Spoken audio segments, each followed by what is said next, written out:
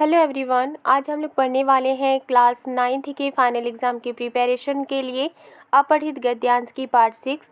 पिछले क्लास में हमने पार्ट 1 से पार्ट 5 तक कंप्लीट कर लिया है। अगर आपने वो वीडियो नहीं देखी है तो आप प्ले लिस्ट में जाकर देख सकते हैं। तो चलिए शुरू करते हैं आज की क्लास। यहाँ लिखा है, एक समय था जब पानी सब जगह मिल जाता था, इसलिए इसे कोई महत्व नहीं दिया जाता था। लेकिन तेजी से बढ़ती हुई जनसंख्या और जीवन शैली में आए परिवर्तन के कारण जल अब दुर्लभ हो गया है। यहाँ लिखा है कि एक वक्त था जब पानी हर जगह मिल जाता था, और चूँकि ये हर जगह मिल जाता था इसलिए इसे कोई वैल्यू नहीं दिया जाता था। लेकिन जैसे ही बढ़ती हुई जनसंख्या हुई और बढ़ती हुई जनसंख्या की वजह से जीवन शैली में परिवर्तन हुए, लोगों के रहन सहन में परिवर्तन हुए, इसकी वजह से अब पानी दुर्लभ हो गया है, यानी कि रेयर हो गया है। यानी कि ये अब कहीं कहीं ना के बराबर मिलती है। इसी दुर्लभता के कारण जल का आर्थिक मूल्य बहुत बढ़ गया है। क्योंकि अब पानी कहीं कहीं ना के बराबर मिलती है, कहीं कहीं सूखा पड़ जाता है, इसकी वजह से जल का आर्थिक मूल्य बढ़ गया है, यानी कि पानी को अब बेचा भी जाता है। अब तक जल की प्रमुख मांग फसलों की सिंचाई के लिए होती थी, लेकिन अब उद्योगों और घरेलू उपयोग के लिए भी जल की बहुत आवश्यकता है।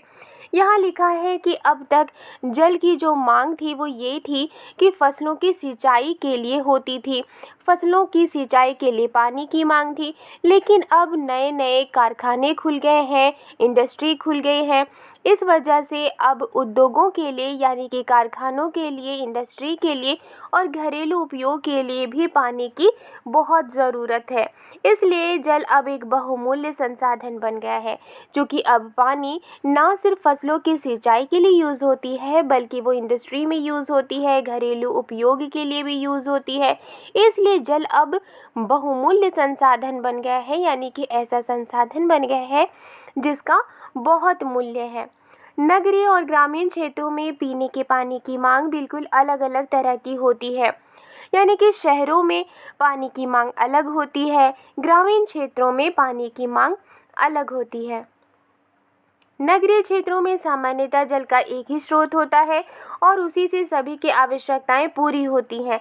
नगरीय क्षेत्रों में जल झीलों या कृत्रिम जलाशयों या नदियों के तल में गहरे खोदे गए कुओं या नलकूपों से लाकर इकट्ठा किया जाता है। यहाँ लिखा है कि जो शहरी क्षेत्र होते हैं वहाँ पर पानी का एक ही स्रोत होता है, एक ही जगह से पानी को लिया जाता है और उसी से जल की सभी ज़रूरतें पूरी होती हैं।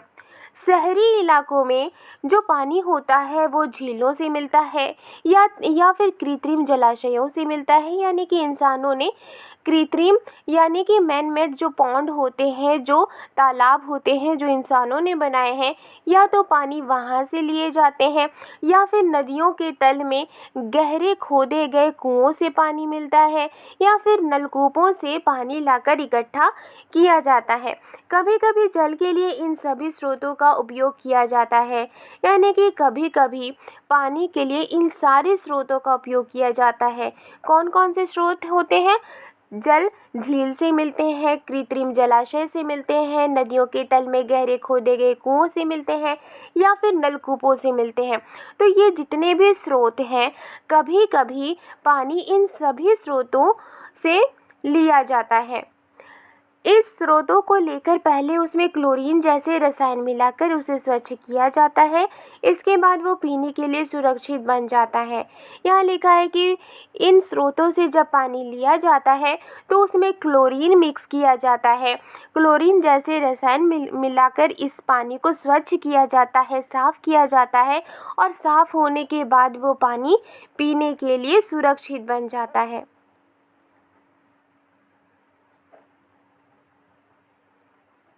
ऐसा सुरक्षित जल नगर की संपूर्ण जनसंख्या को अनेक बीमारियों से बचाता है।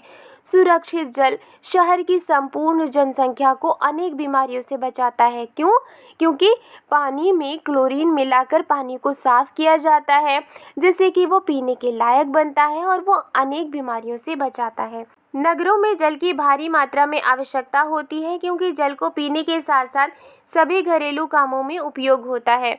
यहाँ लिखा है कि शहरों में पानी की भारी मात्रा में आवश्यकता होती है, क्योंकि पानी को पीने के साथ साथ सभी घरेलू कामों में यूज़ होता है। क्योंकि ग्रामीण क्षेत्र जो होते हैं उसमें ज़्यादातर जो काम होता है वो तालाब में जाकर कर लिया जाता है, लेकिन जो नगर के क्षेत्र होते हैं, जो नगर इलाके होते हैं, जो शहर होते हैं, वहाँ पर पानी की भारी मात्रा में ज़रूरत होती है, क्योंकि वो सारे काम जैसे कि बर्तन धोना या फिर कपड़े धोना वो तालाब उनके पास नहीं होता जिससे कि वो वहाँ पर जाकर काम कर सके।